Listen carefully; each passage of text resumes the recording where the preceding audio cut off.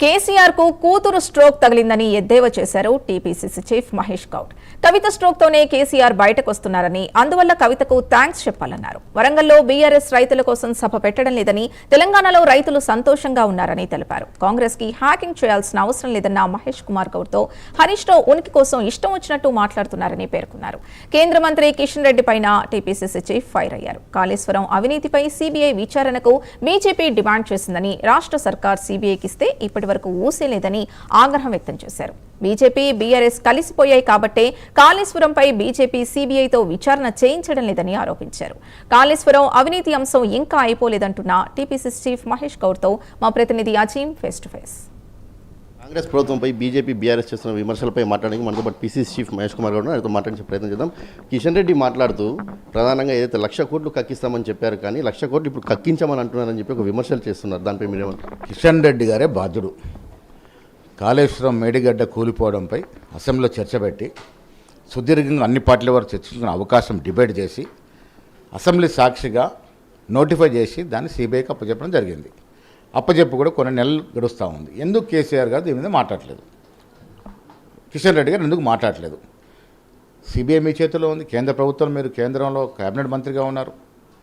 మాకు సిబిఐకి అప్పచెప్పండి, నెల రోజులు తేల్చేస్తాను, కూర్చేస్తాను అన్నారు కదా. ఇవాళ ఎందుకు మాట్లాడలేదు కిషన్ రెడ్డి గారు? మీకు కేసీఆర్కు ఉన్న లోపాయకర ఒప్పందం ఏంటి? ఇప్పుడు పార్లమెంటు ఎగువ సభలో మీరు ప్రాతినిధ్యం వహిస్తూ ఉన్నారు. అసెంబ్లీ తీర్మానం చేసి మేడిగడ్డ ప్రాజెక్టు, మేడిగడ్డ బ్యారేజ్ కుంగిపోయినటువంటి పరిస్థితులను వివరిస్తూ కమిషన్ రిపోర్ట్ని క్రోడీకరిస్తూ ఇది సిబిఐ అయితేనే సజావుగా దీని మీద ఎంక్వైరీ జరుగుతుందనే నమ్మకంతో అసెంబ్లీ సిబిఐకి అప్పచెప్పింది. ప్రభుత్వం అసెంబ్లీలో డిబేట్ చేసి ఇప్పటి వరకు మీరు నిమ్మనకుండా కూర్చున్నారంటే మీకు కేసీఆర్కు ఉన్న ఒప్పందం బయట ప్రజలు గ్రహిస్తూ ఉన్నారు. ఇప్పటికి కూడా మొన్న ఇచ్చిన కోర్టు తీర్పు సిబిఐకి అడ్డంకి కాదు. సిబిఐ తదుపరి విచారణ చేసుకోవచ్చు. ఇక్కడ కమిషన్ ఆధారంగా అరెస్ట్ చేయొద్దని తప్ప సిబిఐని ఎంక్వైరీ చేయకూడదని చెప్పలే. మీరెందుకు దాని మీద కదలిక లేదు మీ దగ్గర? మీకు కేసీఆర్ పట్ల ప్రేమతో గతంలో మీరు పొందినట్టు లబ్ధి వల్ల ఇలా మీరు వారి మీద చర్యలు తీసుకోలేకపోతా ఉన్నారని ప్రజలు గ్రహిస్తూ ఉన్నారు. అది వారే జవాబు చెప్పాల్సిన అవసరం ఉంది. సెంట్రల్ గవర్నమెంట్ నుంచి మాకేం రావట్లేదని మీరు అంటున్నారు, కానీ మోడీ 10వ తారీఖు తెలంగాణకు వస్తున్నారు. భారీ బహిరంగ సభ ఏర్పాటు చేశారు. 7,000 కోట్లకు సంబంధించినటువంటి ఏదైతే అభివృద్ధి పనులకు కూడా ప్రారంభోత్సవం చేస్తున్నారు. దీనికి ఏమంటారు? 7,000 కోట్లకు పెద్ద లెక్కన తెలంగాణ రాష్ట్రానికి, కొత్తగా ఆవిర్భించిన తెలంగాణ రాష్ట్రానికి కొన్ని వేల కోట్ల బకాయిలు ఉన్నాయి కేంద్ర ప్రభుత్వం. ఆనాడు కేసీఆర్ నిలదీసి అడగలేకపోయినారు లోపాయకర ఒప్పందంలో. ఇలా మేము అడుగుతుంటే కూడా ఇవ్వట్లేదు. 7,000 కోట్లని ఒక మచ్చుతునక మాత్రమే. తెలంగాణ కొత్తగా ఆవిర్భించిన రాష్ట్రం, 12.5 ఏళ్ళు అయింది తెలంగాణ ఆవిర్భవించి.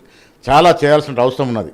దీనికి తోడు విభజన హామీలో, విభజన చట్టంలో ఇచ్చినట్టు హామీలు కూడా కనీసం నెరవేరే పరిస్థితులు లేరు.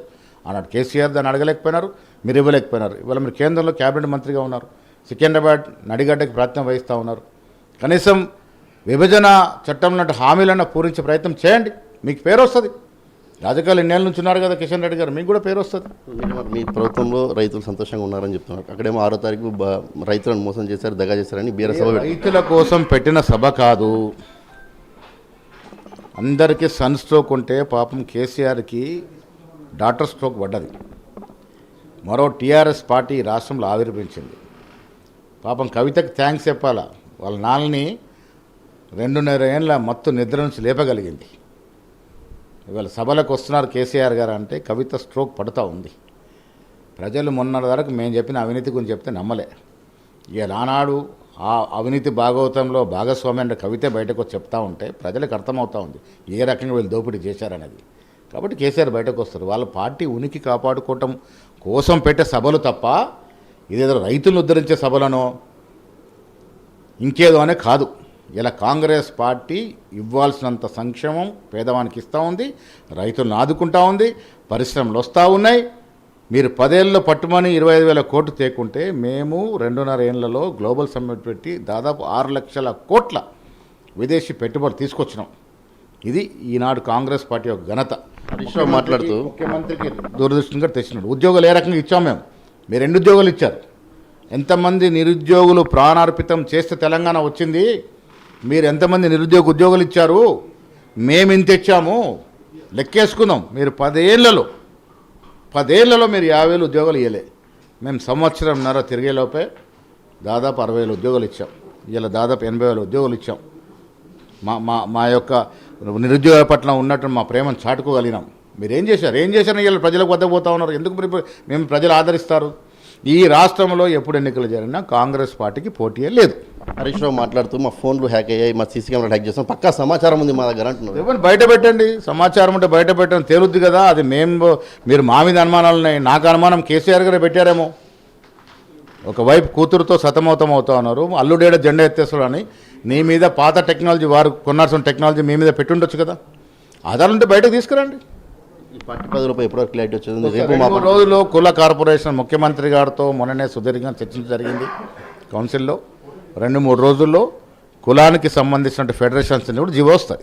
సరే, ఏదైతే బీఆర్ఎస్ బీజేపీ రెండు కూడా ఏదైతే ఈ రాష్ట్రాన్ని మోసం చేస్తున్నాయి, తప్పుడు సమాచారంతో మాట్లాడుతున్నాయి, అలాగే ఏదైతే రైతులకు కూడా పూర్తి స్థాయిలో కూడా సంక్షేమం అవుతుంది, ప్రతి ఒక్కటి అందుతున్నాయని చెప్పి కూడా ఏదైతే పీసీసీ చీఫ్ మహేష్ కుమార్ గౌడ్ మాట్లాడుతున్నారు. కెమెరామెన్ శిక్షణతో అజీం, ప్రైమ్ 9.